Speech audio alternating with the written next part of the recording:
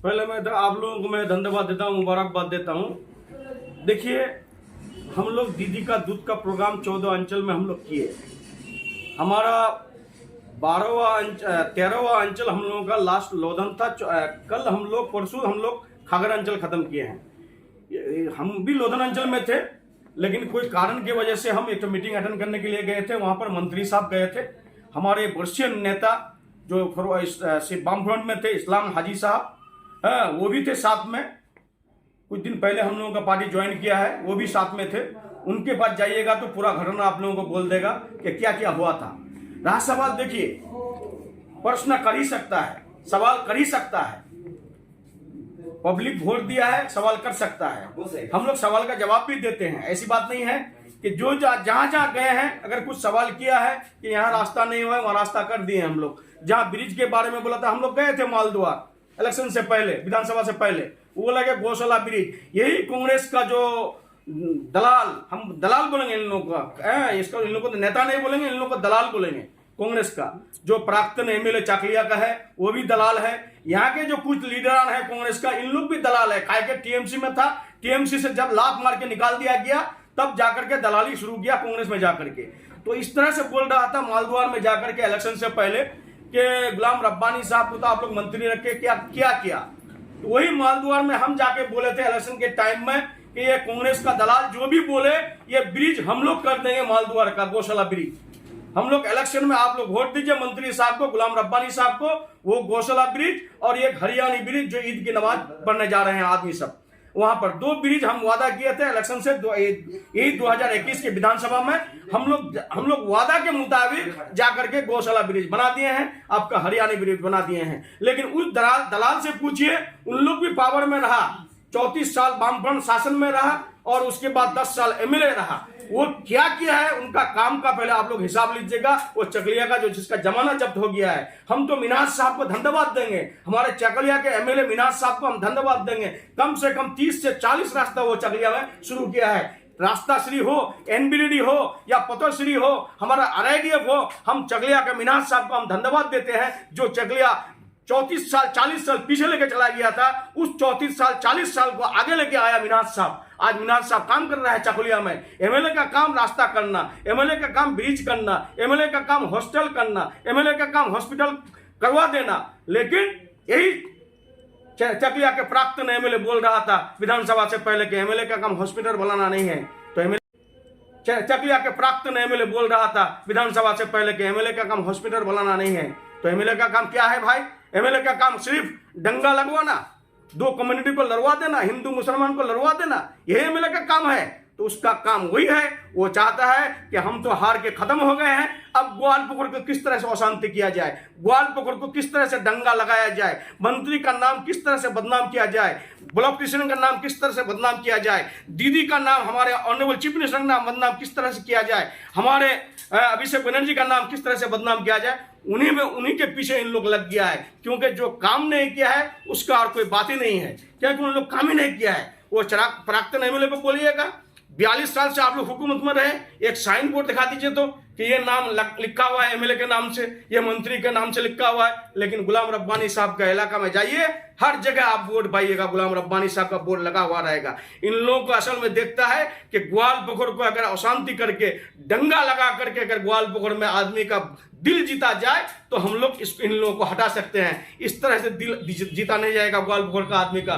ग्वालपुकुर का आदमी चाहता है, रास्ता चाहता है, ब्रिज चाहता है, ग्वालपुकुर में हॉस्पिटल का सुधार हो, एजुकेशन का सुधार हो। ग्वालपुकुर का आदमी जानता है कि नहीं, गुलाम रब्बानी साहब ITI कॉलेज कर दिया है, आपका इंग्लिश में मदरसा कर दिया है, आपका मॉडर्न स्कूल कर दिया है, फायर स्टेशन कर दिया है गुत्ती में। अब हॉस्पिटल का काम भी हम लोग शुरू किए हैं ताकि हॉस्पिटल बड़ा कर सकें और वहां पर गायनों का इंतजाम हो। और रहा सवाल, एक रास्ता लेके बोलता है सोनपुरा से झलझली का रास्ता, मैं उनसे सवाल करता हूं जो कांग्रेस के दलाल आकर के आज यहां पर लंबा लंबा भाषण दे रहे हैं। जब वो एमएलए थे चाकुलिया के, उस वक्त वो पीडब्ल्यू का कर्माध्यक्ष बनाया था ग्वालपुकुर में फॉरवर्ड ब्लॉक से।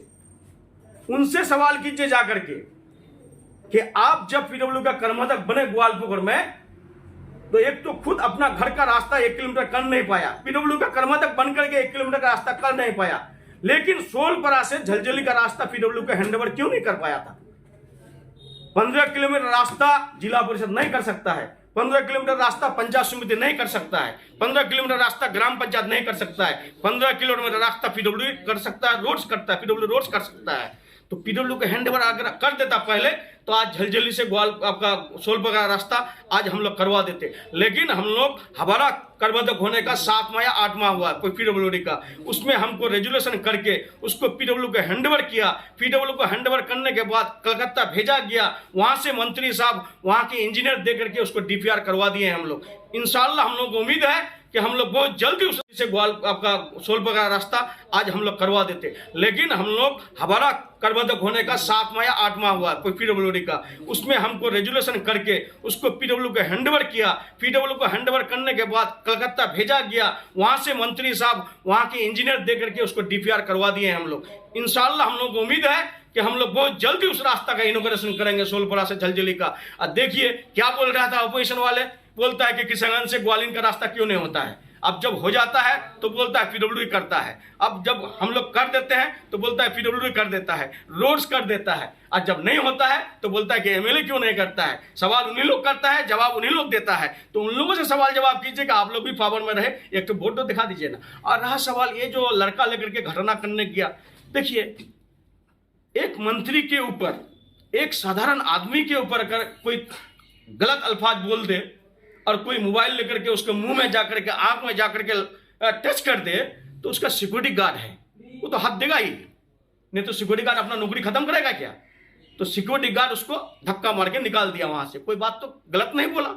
अब रहा सवाल वहां के ग्राम पंचायत के मेंबर, ग्राम पंचायत के प्रधान को पेस्टिज में लग गया है कि एक मंत्री के साथ बदतमीजी किया है, पुलिस को इन्फॉर्मेशन किया है। पुलिस तो जाएगा ही इंक्वायरी करने के लिए, उसको तो अरेस्ट नहीं किया था, पुलिस इंक्वायरी करने के लिए गया था। उसका तो स्टेटमेंट से पता चलता है, उसका भाई का स्टेटमेंट से, नहीं पुलिस आया, हम लोग को उठाया, पूछा अंजर क्या है, कल 11 बजे अंजर को लेके आइएगा। लेकिन यहां पर देखिए राजनीति, गंदा राजनीति, गंदा सियासत। ये जो प्राक्तन एमएलए चाकुलिया का है, ये देखता है कि हमारा जगह खत्म चाकुलिया में, ग्वालपुर में आगे जगह लेना चाहता है, उसको हम चैलेंज करते हैं। अगर वो एमएलए बनना चाहता है ग्वालपुर, तो एक बार इलेक्शन लड़के दिखाए ग्वालपुर में, तब आटा चावल का भाव उसको पता चल जाएगा। ग्वालपुर से हम चैलेंज करते हैं उसको, ग्वालपुर में आके इलेक्शन लड़े। और हम ये भी चैलेंज करते हैं, उसका दम है तो मेरा जिला परिषद में आके इलेक्शन लड़े। अगर प्राक्तन एमएलए का ये ताकत है तो हमारे ग्वालपुर के जिला परिषद में इलेक्शन लड़े, तब पता चल जाएगा ग्वालपुर का जनता क्या उसका जवाब देगा। रहा सवाल वो चाहता है कि ग्वालपुर को अशांति करे। आज एक मासूम लड़का को ले जाकर के जेल में भर्ती कर दिया, खुद ले जाकर के जेल में भर्ती कर दिया, और उन्हीं लोग भेजा है फिर उसको बदमाशी करने के लिए मंत्री का। हम लोग 14 अंचल में किए, एक भी अंचल में तो कोई झमेला नहीं हुआ, क्यों भेजे आप वहां पर उसको बदमाशी करने के लिए? वो तो मासूम लड़का है। और क्या बोलता है कि नाजिश को रिवॉल्वर पकड़ा दिया मंत्री है, ब्लॉक प्रेसिडेंट। भाई तुम्हारा बाप को जो मारा था उसको रिवॉल्वर कौन पकड़ा था? तुम्हारा बाप जो रिवॉल्वर से कुछ आदमी को मारा था उस वक्त रिवॉल्वर कौन पकड़ाया था? यहाँ के जो कॉन्टेस्टिंग एमएलए 2-3 आदमी जो कांग्रेस का गाड़ी से, पुलिस का गाड़ी से जो आदमी को सेव करने के लिए जा रहा था उसको क्यों उतार लिया? यहाँ से बांग्लादेशी को पकड़कर ला रहा था हरियाणा से, लोधन में कांग्रेस का आदमी क्यों उतार लिया? इन लोग चाहता है कि ग्वालपुर अशांति हो, ग्वालपुर बदनाम हो।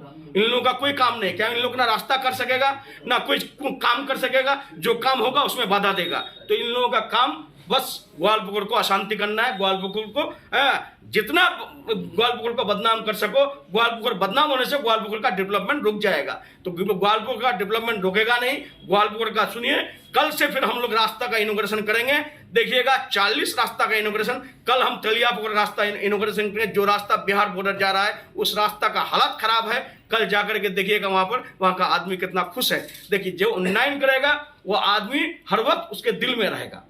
हम लोग उन्नयन करते हैं, हमारे मंत्री गुलाम रब्बानी साहब उन्नयन करते हैं, हमारे दीदी उन्नयन करते हैं, इसलिए आदमी के दिल में है। उन लोग जितना बोले, ये दलाल सब का बात में कोई आने वाला है नहीं। तो क्या लगता है, एक मिनट सर, हम जानना चाहते हैं क्या कांग्रेस ग्वालपोखर में अपनी राजनीतिक जमीन तलाश रही है ऐसे इश्यूज को लेकर? देखिए पहले क्या इशूज किया, मदीना चौक लेकर के, मदीना चौक हम लोग एक्शन ले लिए, साथ साथ पुलिस को बोल दिए, हमारे पार्टी का प्रधान है हम ये नहीं कहेंगे कि आप अरेस्ट मत कीजिए। साथ साथ पुलिस एक्शन लिया, अरेस्ट किया। अब जब अरेस्ट किया तो कुछ नेता क्या बोलता है कि सिलेंडर करवाया है, वही आरोप लगाया आप पर। हाँ, कुछ नेता सिलेंडर करवाया है।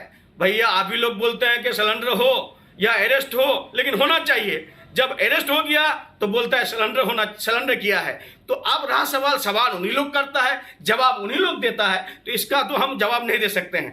रहा सवाल पुलिस का काम पुलिस करता है, संविधान का काम संविधान करेगा, कोर्ट का काम कोर्ट करेगा। जो गलत किया है उसका सजा पाएगा। सर और भी एक आरोप लगाते हैं कि अगर 3 महीने के अंदर वो छूट के वापस आ जाता है तो इसमें भी तृणमूल कांग्रेस के एमएलए मंत्री का बहरहाल देखिए, ये बहुत बड़ी आरोप। उन लोगों को पहले एक काम कीजिए, उन लोगों को पहले पूरा जियो पढ़ने के लिए बोलिए। गाइडलाइन जो एक्ट में ये है, संविधान है, उसको पहले रटने बोलिए, उसके बाद बात करने के लिए बोलिए।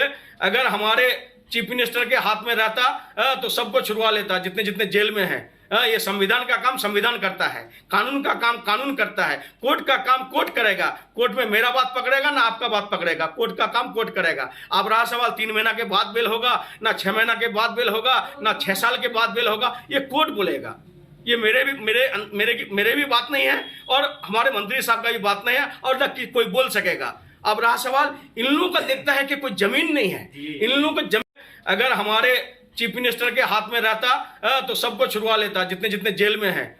ये संविधान का काम संविधान करता है, कानून का काम कानून करता है, कोर्ट का काम कोर्ट करेगा। कोर्ट में मेरा बात पकड़ेगा ना आपका बात पकड़ेगा, कोर्ट का काम कोर्ट करेगा। अब रहा सवाल 3 महीना के बाद बेल होगा ना 6 महीना के बाद बेल होगा ना 6 साल के बाद बेल होगा, ये कोर्ट बोलेगा।